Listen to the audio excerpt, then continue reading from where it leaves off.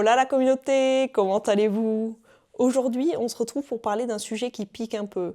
On va parler d'Elon Musk. Oui, le Elon Musk, le gars qui envoie des fusées dans l'espace et qui trouve quand même le temps de poster des mèmes plus que douteux, pour ne pas utiliser un autre mot, sur X. Enfin bref, vous le savez, avant de rentrer dans le vif du sujet, ou plutôt dans le burn-out, parce qu'on va y arriver très vite avec sa technique, petite dégustation les potes. Alors, vous le remarquerez aujourd'hui, j'ai trouvé une petite boisson qui m'a l'air bien sympathique qui s'appelle Fizz Cerise Hibiscus.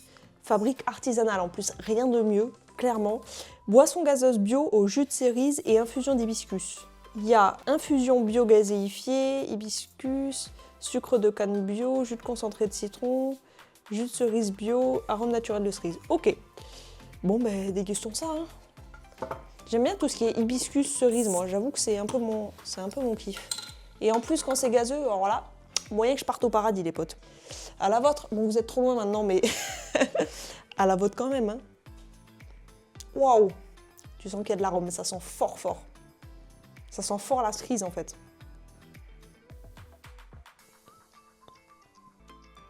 Ok, j'ai un premier avis. Je vous le lis juste après parce que je suis mitigée, mais je vous dis après pourquoi. Faut que je vérifie ça. Du coup, revenons à Elon Musk. Selon lui, il faut bosser 100 heures par semaine pour réussir dans la vie. Pourquoi 100 heures? Parce que, je cite, « Personne n'a jamais changé le monde en 40 heures par semaine ». Oui, c'est le seul argument. Déjà, réussir n'est pas nécessairement égal à changer le monde, mais bon, bref, passons cette histoire. Vous l'aurez compris, Elon Musk affirme que c'est ce qu'il faut pour changer le monde. Une formule simple en fait, un simple calcul mathématique. Si d'autres travaillent 40 heures et que vous en travaillez 100, vous accomplirez en 4 mois ce qui leur prendra une année entière. Autrement dit, travailler plus, c'est littéralement compresser le temps. C'est comme si vous viviez 3 ans de progrès en seulement une année. Et pour lui, quand on a des objectifs immenses, comme accélérer la transition énergétique ou préparer la conquête de Mars, chaque mois gagné est précieux. Il ne s'agit donc pas seulement de travailler plus que les autres, mais de garder une avance décisive dans une course. Dit comme ça, son discours sonne assez logique. C'est mathématique même, plus d'heures égale plus de résultats. Mais aussi, il faut comprendre la philosophie du point de vue d'Elon Musk. Dans le monde de la technologie et de l'innovation, la vitesse est primordiale. Si vous êtes une start-up qui tente de construire une voiture électrique et que vous êtes en concurrence avec des géants de l'automobile, votre seul véritable avantage réside dans votre rythme. Impossible de les surpasser en dépenses, impossible de les surpasser en recrutement, vous ne pouvez que les surpasser en travail. Donc cet avantage mathématique, accomplir une année de travail en 4 mois, fait donc toute la différence entre la survie et l'extinction d'une société. Un exemple marquant, la période de crise de production du modèle 3 chez Tesla.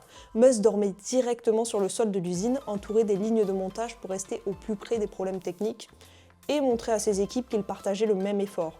À ses débuts aussi, quand il développait PayPal, il passait la majorité de ses journées et de ses nuits au bureau, parfois sans rentrer chez lui.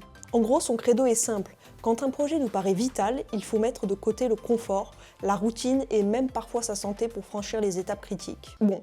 Disons-le, la promesse, elle est quand même incroyablement séduisante, non? Dans un monde où la compétition est chaque jour plus rude, l'idée qu'il existe une voie toute tracée vers le succès est plutôt réconfortante, je trouve. Le message est simple, notre réussite est le résultat direct des heures que nous y consacrons. Musk est devenu l'incarnation même de cette philosophie d'ailleurs. Il parle de travailler 100 heures par semaine, atteignant presque parfois 120 heures. Et des millions de personnes écoutent, elles observent leur propre vie, leur semaine de 40 voire 50 heures, leur désir de voir leur famille le soir ou leurs amis le week-end, et se sentent un peu coupables. Une voix intérieure qui ressemble beaucoup à celle d'un milliardaire de la tech nous murmure « Si tu ne réussis pas, c'est de ta faute, tu ne travailles pas assez dur. Peut-être que tu n'en as tout simplement pas assez envie ou que tu n'en es tout simplement pas capable. » Mais si on oubliait 2 secondes Musk, parce que cette histoire s'appuie quand même sur une croyance commune.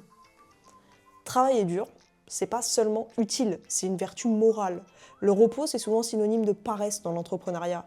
L'équilibre, il est réservé aux personnes sans ambition, et ce message est amplifié par tout un univers d'influenceurs qui nous conseillent de travailler dur, de surpasser tout le monde et de traiter le sommeil comme un ennemi. Mais avant d'annuler tous nos week-ends et d'installer un lit de camp au bureau, posons-nous une question cruciale, pour laquelle d'ailleurs j'aimerais beaucoup avoir votre avis en commentaire. Selon vous, cette idée, elle est vraiment pertinente ou est-ce qu'on nous vend un mensonge? Avant d'avoir votre avis sur la question, Petite gorgée, histoire de se poser un peu, histoire de regoûter.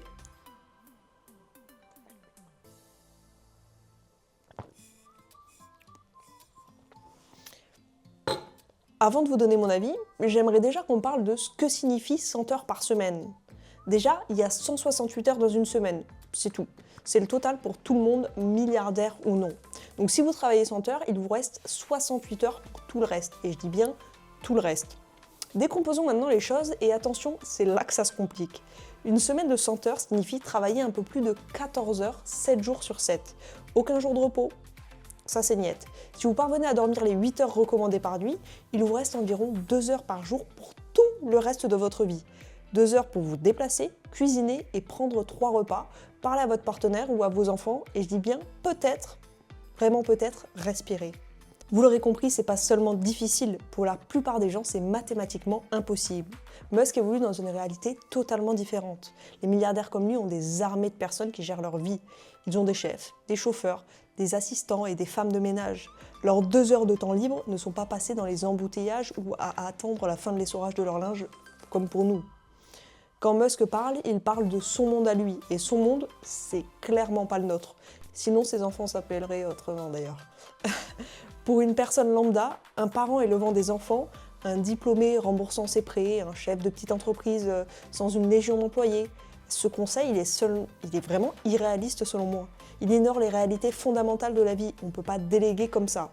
L'idée même de pouvoir simplement choisir de travailler 100 heures, c'est d'une certaine manière un immense privilège. Mais soyons honnêtes, derrière l'idée de Musk, il y a quand même une part de vérité énorme.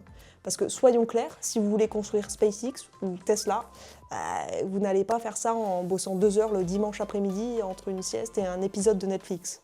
L'intensité, malgré tout, ça compte. Alors oui, en travaillant plus, on se donne quand même plus de chances d'atteindre nos objectifs. Donc oui, travailler dur, c'est important, mais la subtilité, c'est que travailler plus, ça ne veut pas dire travailler mieux. Si on passe 100 heures par semaine à bosser, mais que 50 heures servent à scroller sur nos mails ou à refaire la même présentation PowerPoint que personne ne verra, ça ne sert pas à grand-chose. Le problème, c'est que le modèle de Musk, il est souvent présenté comme une règle universelle un peu partout sur les réseaux, alors qu'en fait, il est contextuel et surtout pas anodin. D'ailleurs, lui-même s'en rend compte, et même si Elon Musk défend l'idée des 100 heures, il reconnaît aussi les limites et les conséquences d'un tel rythme. Il a souvent parlé de la douleur que ça entraîne, de l'usure physique, mentale qui s'accumule avec le temps. En mai 2025, il a même déclaré qu'il ne serait prêt à revenir à ce rythme extrême, dormir au bureau, travailler 7 jours sur 7, etc., qu'à une condition que ses enfants ne soient pas présents avec lui. Ça montre bien qu'il est conscient du coût émotionnel et familial que ça implique. En résumé, Musk ne présente pas les 100 heures comme un modèle de vie à suivre aveuglément. Il les décrit comme une arme à sortir dans les moments critiques, lorsque la survie d'un projet ou d'une entreprise est en jeu. Mais il reconnaît aussi que le prix à payer est très élevé et pas nécessaire pour tout le monde. Je vous donne un exemple. Si on monte notre start-up, il est probable qu'on doive charbonner plus que les autres. Travailler plus que nos potes, qui sortent le jeudi soir d'ailleurs, ça fait partie du jeu. Mais ça ne veut pas dire que tout le monde doit bosser 100 heures. Si vous êtes prof, artisan ou freelance, le calcul n'est pas le même. Parce qu'à un moment donné, votre productivité, elle chute. Et si vous tombez malade, votre boîte aussi. Un peu comme un sportif. Vous pouvez vous entraîner beaucoup, mais si vous ne laissez pas vos muscles se reposer, vous finirez probablement blessé et c'est même contre-productif. Et devinez quoi ? Le cerveau, c'est pareil. En parlant de cerveau, nourrissons-le. Oui, c'est comme ça que je nourris mon cerveau, moi. Ça y est, je commence à avoir un avis très tranché dessus, je sais parfaitement ce que je vais vous dire à la fin.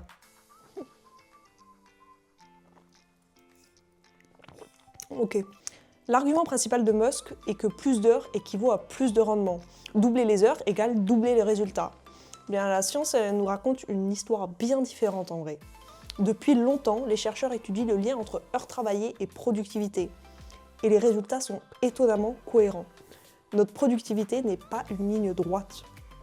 Une étude de l'université de Stanford a révélé que notre rendement chute brutalement après environ 50 heures par semaine. Après 55 heures, la productivité chute tellement que travailler plus longtemps est presque inutile. En fait, l'étude a révélé qu'une personne travaillant 70 heures par semaine accomplit la même quantité de travail qu'une personne travaillant 55 heures. C'est 15 heures supplémentaires. produisent rien. C'est du temps perdu. Le surmenage affecte les fonctions cognitives, rend négligent et anéantit complètement la créativité. D'ailleurs, une étude sur les infirmières a révélé que travailler plus de 12h30 d'affilée les rend 3 fois plus susceptibles de commettre une erreur critique avec un patient. Ce qui est, disons-le, assez problématique dans ce type de métier. La raison est simple. Notre cerveau, c'est pas une machine. Il a besoin de repos pour fonctionner correctement. Lorsqu'on est surmené, on a du mal à nous concentrer. Notre capacité à prendre des décisions devient floue et notre capacité à résoudre des problèmes complexes s'évapore. En gros, le travail qu'on effectue en 15 heures de travail n'est pas le même et n'est pas de la même qualité que celui qu'on effectue en 3 heures. Donc lorsque Musk parle de simple calcul, il ignore la variable la plus importante de toute l'équation, notre biologie. Alors, si la semaine de 100 heures elle est irréaliste et improductive, qu'est-ce que c'est au final? Pour la plupart des gens, c'est un aller simple, je dirais, vers le désastre. L'Organisation mondiale de la santé a catégoriquement déclaré que travailler 55 heures ou plus par semaine constitue un risque grave pour la santé. D'ailleurs, une étude mondiale a révélé que ce niveau de surmenage augmente de 35% le risque d'accident vasculaire cérébral et de 17% le risque de décès par maladie cardiaque. Mais il n'y a pas que le coût physique. Mentalement, c'est tout aussi grave. Burn-out, anxiété, dépression, tels sont les effets secondaires inévitables d'une culture qui nous incite à travailler sans relâche. En éliminant le repos, les loisirs et les amis, on détruit les piliers même de notre santé mentale. Même Musk l'admet, il a qualifié ces semaines de 120 heures de forte souffrance et a affirmé que travailler autant nous rendrait un peu fous. Oui, il n'a pas tort, le problème c'est qu'il présente cette souffrance comme un noble sacrifice pour la grandeur. Mais sacrifier nos relations, notre santé, nos loisirs, notre vie entière, est-ce que c'est vraiment ça le succès? Je vous laisse me donner votre avis. Or, si travailler plus dur n'est pas la solution, quelle est la solution, vous allez me dire? La solution, c'est de travailler plus intelligemment. Il s'agit déjà de passer de la quantité d'heures à la qualité de ce qu'on fait pendant ces heures. C'est une question de concentration, pas seulement d'endurance en réalité.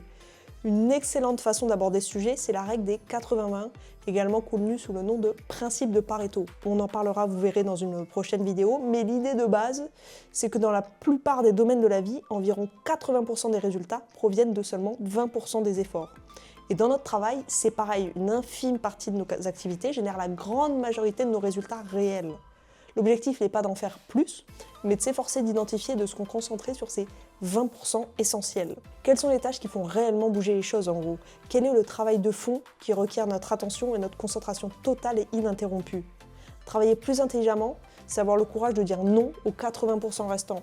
Les réunions inutiles, les échanges d'emails interminables, le travail fastidieux qui semble productif, mais qui mène en réalité à rien.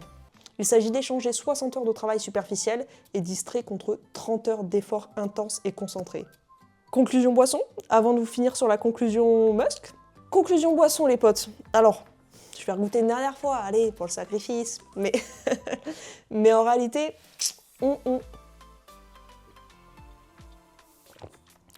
Alors, je vous dirais que c'est pas mauvais et je pense que ça plairait à 80% de la population. C'est sucré et c'est arôme artificiel, ça n'a pas un vrai goût de cerise, c'est un goût de bonbon à la cerise. Donc je pense que ça plairait à plein de monde, mais moi j'en bois une, là vous voyez j'ai même pas bu la moitié, je sens que c'est un peu lourdos quoi. Donc je pense que c'est pas mauvais. Là c'est juste moi qui fais ma difficile pour être honnête, parce que voilà je suis pas très sucré et tout, vous commencez à le savoir. Mais c'est pas mal, c'est produit en France et tout, bon il y a des arômes, des trucs comme ça, mais bon ça écoutez, comme dans plein de boissons j'ai envie de dire. Quoi qu'il arrive, je vais mettre une note, alors je vais mettre une note qui est personnelle, je suis sûre que vous goûteriez, franchement, quasi pour la majorité vous diriez c'est vraiment bon je pense. Donc ma note personnelle à moi c'est 6. C'est pas une mauvaise note parce que c'est bon au goût, mais c'est pas la boisson que je boirais tous les jours par exemple. Je sens que c'est un peu lourd. Alors mon système digestif il en souffrirait, mais bon bref. Reprenons avec Musk du coup. En fin de compte, pour échapper au piège des 100 heures de travail, il faut redéfinir soi-même la réussite déjà. Le modèle du milliardaire est incroyablement restrictif. Tout est question d'argent et de célébrité. Selon cette définition, 99,99% d'entre nous sont voués à l'échec. Mais en réalité, les critères d'une vie réussie sont quand même très subjectifs. Pour certains, Elon Musk a la vie parfaite. Pour d'autres, il faut obligatoirement des relations sociales et une bonne santé. Pour d'autres, le succès consiste à être un parent présent. Et encore, peut-être que vous voulez juste une petite entreprise qui vous offre à vous et à vos employés une vie tranquille et sereine, sans avoir à sacrifier votre âme pour ça, par exemple. Et ne culpabilisez pas de ça, c'est pas un argument en faveur de la paresse ou de la médiocrité, mais c'est plutôt un argument en faveur d'une définition plus humaine et plus holistique d'une vie bien vécue. Il s'agit d'avoir le courage de poursuivre sa propre définition du succès, plutôt que celle que vous vend quelqu'un vivant sur une autre planète. La réussite pour moi, c'est pas de finir milliardaire si tu termines avec 3 divorces, des cernes jusqu'aux genoux et un ulcère énorme. Alors la prochaine fois que vous ressentirez de la culpabilité, rappelez-vous, vous n'êtes pas une machine et vous ne devriez probablement pas suivre les conseils de vie de quelqu'un qui semble souhaiter en être une. Je finirai sur une phrase que mon grand-père m'a dite un jour. Est-ce que vous avez déjà vu un coffre-fort suivre un corbillard ? Sous-entendu, il n'y a pas que l'argent qui compte. Je l'explique, mais dans le doute. Bref, en attendant, comme d'habitude, je vous récupère pour vous dire au revoir. C'est parti. Eh bien écoutez, oh putain, les conditions de tournage, l'ombre et tout, c'est cata. Eh bien écoutez, on se fait le gros bisou et on se dit à vendredi prochain. Gros bisous.